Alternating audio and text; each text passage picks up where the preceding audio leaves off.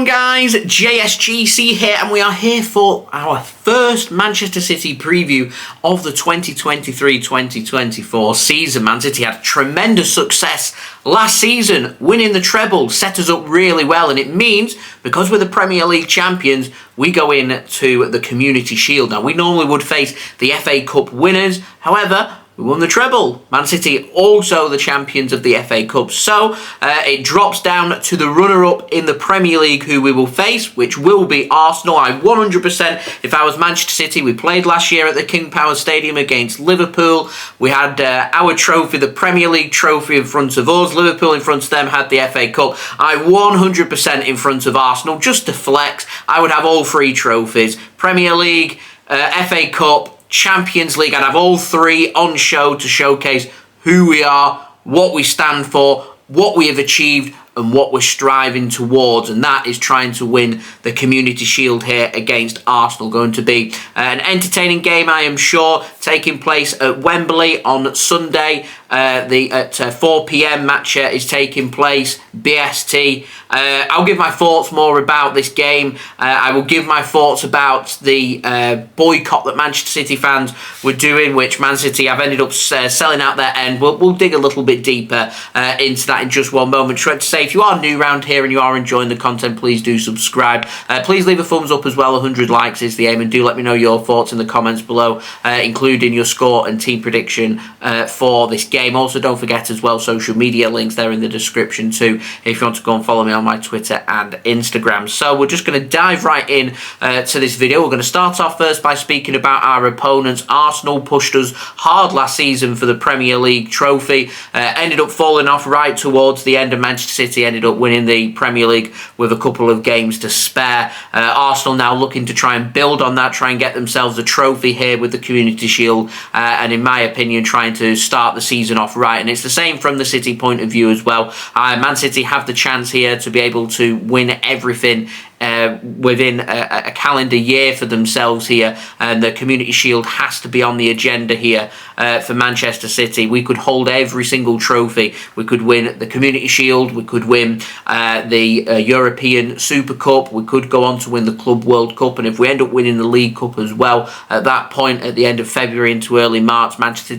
City could hold every single possible trophy that is on offer, the first team ever to do so. So this, to me, is an important game, and obviously City will want to win this and get the psychological advantage ahead of the Premier League starting next weekend. Arsenal will want the same as well.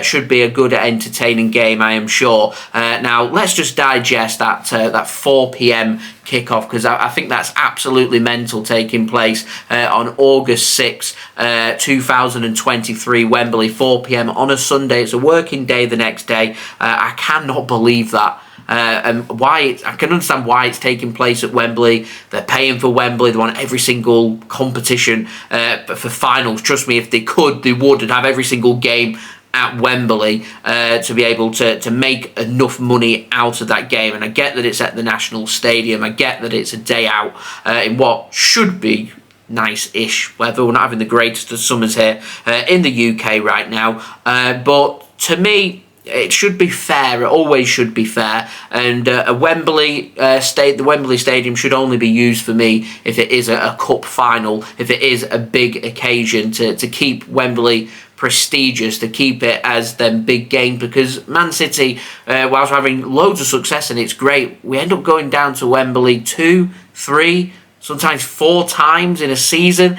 It's too much. It really is too much. And this is, to me anyway, and to a lot of Manchester City fans, this is a glorified friendly. This isn't a major trophy on offer. Nobody will lose any sleep if we don't win this trophy. It'd just be nice to win. All that matters to me is next Friday against Burnley. So to me, this is just another pre-season game, and Pep Guardiola and Manchester City, they treat it as that as well, because we don't play as many games in terms of our preparation. We've had longer in our time off because our season ended a lot longer than everybody else in the Premier League, so we can't prepare as well for this. And that's what Pep was saying in his press conference for this game as well. It makes it very difficult to be able to prepare for this game. So it will be a bit of rotation. There will be a bit of rustiness there. On a big Wembley pitch as well, it will be very difficult against a very good Arsenal team who have had more time in training. They've had more days. They've had more pre-season games. They will be more ready than Manchester City. So Man City, if they want to win this, they need to turn up and they need to play to the best of their ability. As I said, if we don't win it, I'm going to lose no sleep, but I really do want us to win it because I want us to break every record. I want us to hold every single trophy possible, and winning the Community Shield but don't have the best track record. To me, it sets you up really well for the season. We didn't win it last season. We lost against Liverpool at the King Power Stadium. It'd be nice to beat Arsenal, get that advantage and give ourselves a bit of confidence, a bit of a boost heading right in for Burnley, where it's going to be a case of no love lost. It's going to be a case of Manchester City just needing to turn up and do what they need to do. Now, we're going to speak about our opponents because we've not had too much form to speak about. We'll speak about the transfers first and foremost. Arsenal have lost a few players, in particular Pablo Mari, he's left. Also, Ainsley Maitland-Niles, he's left.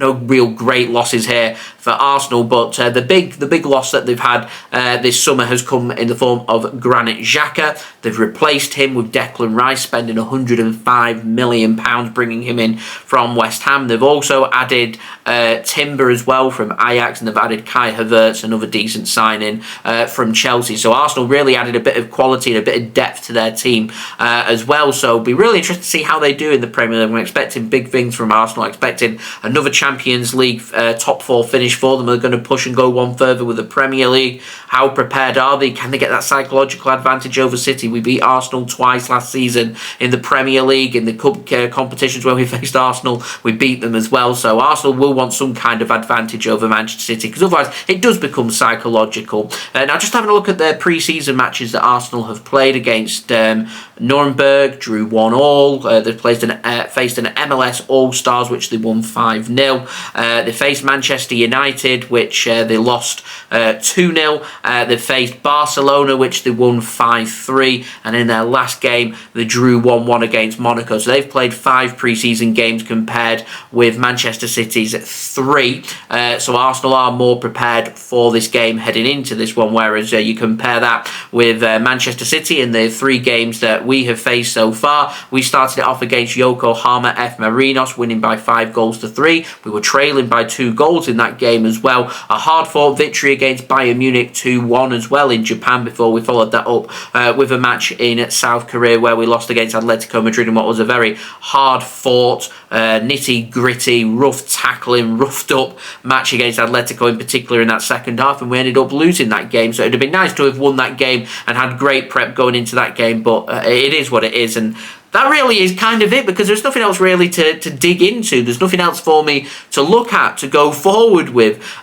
So for Manchester City, it is going to be a case of making sure that our players are getting a good 45 to 60 minutes in their legs and making sure that they are ready for Burnley. And it is a case of, do you go with who we expect to start against Burnley, or do you change things up? Are Man City going to stick with what? Do you go with the players who's got the most minutes during pre-season and are most ready to go right now? Do you give players who have been injured a chance to try and prove themselves? Do you give some minutes to players who maybe haven't had as good a pre-season that we was expecting? What do we do? Where do we go? It'll be really interesting to see what Man City's starting 11 is for this and how many minutes each player gets. So with that being said, I'm going to pop up my team prediction now. I think we'll go with Ortega-Moreno over Ederson. I think Ortega will end up starting this game and then Ederson will be given the nod from there from next week for the foreseeable future. So I'm going with Ortega-Moreno in goal. I think it will be Man City's back 3 once more. Kyle Walker captain in the side, I think, with Ruben Dias, and I think Aymeric Laporte. I don't think Nathan Ake will get risked. He did have an injury at the back end of Man City's pre-season tour, so I wouldn't risk him, if I'm completely honest. So I would go with Laporte over him, would be my 3 defenders. Gvardiol, I don't think this transfer is going to get sorted in time for him to potentially feature in this game, but could be available for selection against Burnley on Friday. I'm going with my midfield made up of John Stones, Rodri, new signing Mateo Kovacic, Man City's only incoming right now until we bring in Josko Gvardiol from RB Leipzig, which is set to be complete very soon. We've lost Riyad Mahrez Alvarez in the team, and we've lost Ilkay Gundogan as well, are the two big casualties for Man City's outgoing so far this summer. So I'm going with Stones, Rodri, Kovacic and Phil Foden as my midfield four for Manchester City. I think Kevin De Bruyne, again, only just come back from a hamstring injury. I don't think he will get risked in this game, and I'm going my wingers to be Bernardo Silva on the right wing, Jack Grealish on the left wing, Erling Haaland going up top. I think Alvarez unlucky to miss out. We might see James McAtee potentially feature in this game as well, and I think Cole Palmer, I think, probably will sit this one out as he's had an injury, but elsewhere, what minutes are going to be given to the players? It's very difficult. It's the first game of the season. It's very difficult to judge. Now, in terms of my score prediction, big Wembley pitch. I don't think it's going to be a classic. I think it'll be a pretty close game. I think there'll probably be only one goal in this one. It wouldn't surprise me if it finishes 1-0 to either team. I'm always going to back Man City because I believe in Pep. I believe in the team. I believe that they can go out there to win this game. So I think 1-0 Manchester City, and I'm going for Erling Haaland to start as he means to go on to grab a goal for Manchester City. I think that will come in the first half, and I think City, with a great wall of Manchester our defence, to stand firm, stand tall here to try and get that clean sheet for Manchester City as well. Now, in terms of my betting tip for this game, as I said, I don't think there's going to be too many goals. I'm not going to back both teams to score here because I don't think it's going to be both teams to score. Haaland's the big obvious choice for scoring any time. As I always say, do wait until the teams have been announced before placing any bets on any individual players. Other than that, I can see it's been quite a feisty game, so it'd be interesting to see if there's any yellow cards out there, and I reckon in terms of some booking points, I'm going to go for Declan Rice to be booked anytime, and I think there'll be over 30 booking points in this game is my betting tip for this game. And that pretty much is all there is to speak about. So that has been the preview for this game. As I said in the comments below, let me know who you think is going to be starting this game. What's your score predictions? What's your team predictions for this game as well? Also, don't forget as well to leave a thumbs up. 100 likes is the aim. Subscribe if you're new around here. Press that red button, press the bell, and put your push notifications on. Also, don't forget as well, social media links, they're in the description below and sliding across at the bottom of the screen if you want to go and follow me on my Twitter and Instagram. Email also in the description too if you want to hit me up for any sponsorships for any videos or any general business inquiries. TikTok link also in the description if you want to go and follow me on there. And I'll see you all again real soon for the next Manchester City video. No live watch along. I'm going to be away for this game unfortunately, but the live watch alongs will be returning next Friday in time for the start of the Premier League, and we'll be running previews which will be, I promise you, a lot more structured for you going forward from the Premier League as well. I've just quickly put this one out because I was umming and ahhing about whether to do a preview or not, because to me it's a friendly, this game, and nothing more. But we'll start the season, we'll have some nice discussions, why not? Anyway, I've been JSGC. Thank you everyone for watching. I hope everyone is safe and well. Peace. Ciao for now.